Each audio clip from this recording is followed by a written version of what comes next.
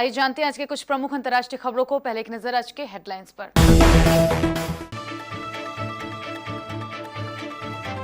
राहुल गांधी ने साधा पीएम नरेंद्र मोदी पर निशाना।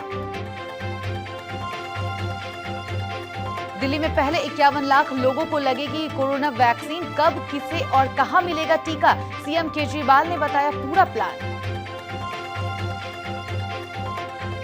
विश्व भारती के शताब्दी समारोह में पीएम मोदी के भाषण पर टीएमसी को ऐतराज। कोरोना का एक और खतरनाक रूप, दक्षिण अफ्रीका से पहुंचा ब्रिटेन। माउंट आबू में लगातार 10वें दिन बर्फ जमी। पंजाब, हरियाणा, छत्तीसगढ़ और बिहार में शीतलहर का अलर्ट। करदाताओं के लिए जरूरी खबर, समय पर भरे आयकर रिटर्न। 31 दिसंबर है आखिरी तारीख। अयोध्या में बन रहे राम मंदिर के 1000 साल की गारंटी कोई नहीं दे सकता।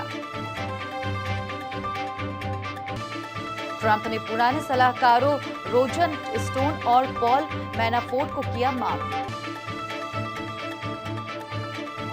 आलिया भट्ट और रणबीर कपूर की शादी में कोरोना बना विलन। और अब आईपीएल में होगी 10 टीम। बीसीसीआई एजीएम की बैठक में लिया गया फैसला।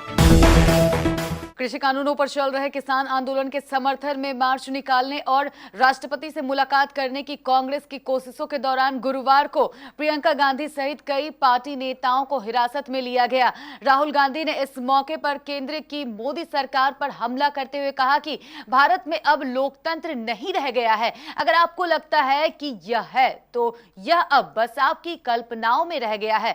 राहुल गांधी ने प्रधानमंत्री नरेंद्र मोदी और उनकी सरकार पर हमला करते हुए कहा कि भारत में अब लोकतंत्र नहीं रह गया है और जो लोग पीएम के खिलाफ खड़े होंगे उन्हें आतंकवादी बता दिया जाएगा, चाहे वो संघ प्रमुख मोहन भागवत ही क्यों ना हो। दिल्ली में कोविड-19 से बचाव के लिए वैक्सीनेशन की तैयारियां जोर शोर से चल रही है।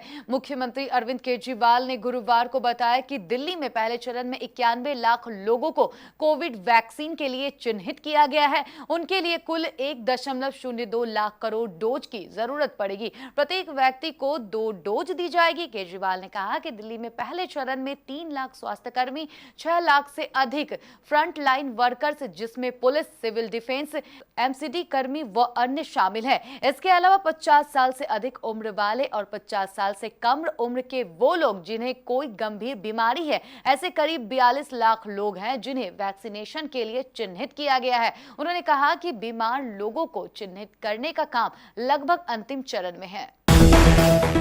प्रधानमंत्री नरेंद्र मोदी ने आज पश्चिम बंगाल स्थित विश्व भारती विश्वविद्यालय के शताब्दी वर्ष समारोह में वर्चुअली संबोधित करते हुए कहा कि इसके प्रतिष्ठित संस्थापक रविंद्रनाथ टैगोर के दृष्टिकोण का सार आत्मनिर्भर भारत का था। उन्होंने यह भी कहा कि विश्वविद्यालय ने स्वतंत्रता आंदोलन के दौरान रविंद्रनाथ टैगोर के मार्गदर्शन में भारतीय राष्ट्रवादी भावना को मूर्त रूप दिया था। पीएम ने कहा, गुरुदेव संपूर्ण भारत को भारत के आध्यात्मिक जागरण से लाभान्वित करना चाहते थे। आत्मनिर्भर भारत दर्शन भी इसी भावना से उत्पन्न है।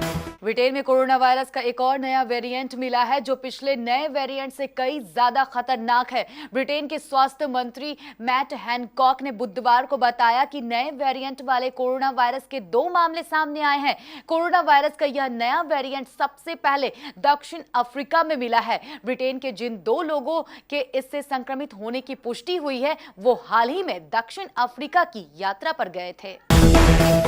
पिछले 3-4 दिनों से ठंड से मिली राहत के बाद अब पारा फिर से लुढ़कने वाला है। मौसम वैज्ञानिकों ने पंजाब, हरियाणा, छत्तीसगढ़ और बिहार जैसे मैदानी राज्यों में शीतलहर की संभावना जताई है। पहाड़ी इलाकों में हुई बर्फबारी और उत्तर पूर्व से आने वाली हवा की वजह से आज से फिर ठंड में जोर पड़ सकती है। दूसरी ओर माउंट आबू में पिछले 10 दिनों से सुबह के समय जगह जगह ओस की बूंदें बर्फ में तब्दील हो रही है। हवा की दिशा बदलने की वजह से छत्तीसगढ़ की राजधानी रायपुर समेत प्रदेश के अधिकांश हिस्सों में तापमान में बढ़ोतरी हुई है। कोरोना वायरस महामारी के मद्देनजर केंद्रीय प्रत्यक्ष कर बोर्ड ने करदाताओं को राहत देते हुए आयकर रिटर्न दाखिल करने की समय सीमा बढ़ाने का फैसला किया है। व्यक्तिगत करदाताओं के लिए वित्त वर्ष 2019-20 का आयकर रिटर्न भरने की समय सीमा 31 दिसंबर 2020 है। इसलिए अगर आपने अब तक रिटर्न दाखिल नहीं किया है तो देर न करें, करदाता समय पर आयकर रिटर्न भर लें ताकि बाद में उन्हें कोई जुर्माना न भरना पड़े।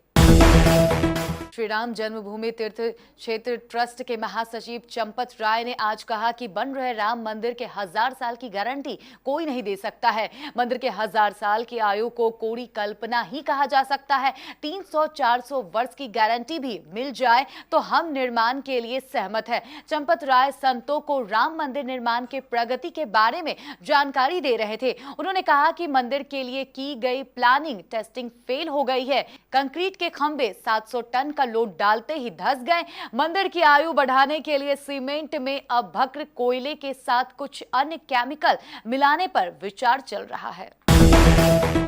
अमेरिका के राष्ट्रपति डोनाल्ड ट्रंप ने अपने पूर्व कैप्टन मैनेजर पॉल मैनाफोर्ट, पूर्व सलाहकार रोजर स्टोन और अपने दामाद के पिता को माफी दे दी है। पॉल मैनाफोर्ट को 2018 में अमेरिका के 2016 में हुए राष्ट्रपति चुनाव में कथित रूसी दखल मामले में दोषी ठहराया गया था। इससे पहले ट्रंप ने रोजर स्टोन की सजा को कम कर दिया था। उन्हें अमेरिकी कांग्रेस से झूठ बोलने का दोषी पाया गया था। अमेरिकी राष्ट्रपति ट्रंप ने अगले महीने कुर्सी से हटने से पहले 29 लोगों को माफी दे दिए हैं, जिनमें ये 3 लोग भी शामिल हैं। आलिया भट्ट संग शादी की चर्चाओं को लेकर चुप्पी तोड़ते हुए रणवीर कपूर ने कहा, यदि कोरोना का संकट नहीं होता तो वह अब तक शादी कर चुके होते।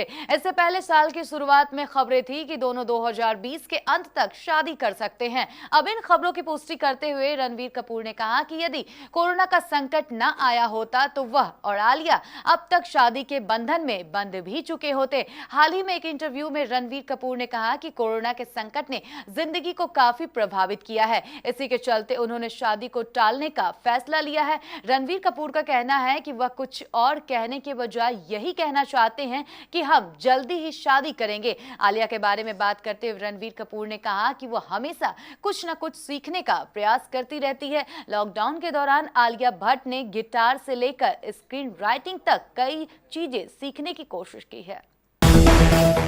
अब आईपीएल में साल 2022 से 10 टीमें होगी। आज अहमदाबाद में हुई बीसीसीआई की एजीएम की बैठक में फैसला लिया गया है। अब तक आईपीएल में 8 टीमें खेलती आ रही हैं। 10 टीमों के आईपीएल में 94 मैचों का आयोजन होगा, जिसके लिए लगभग 2.5 महीने की जरूरत होगी। इससे अंतर्राष्ट्रीय क्रिकेट का कैलेंडर अवस्थित हो सकता है।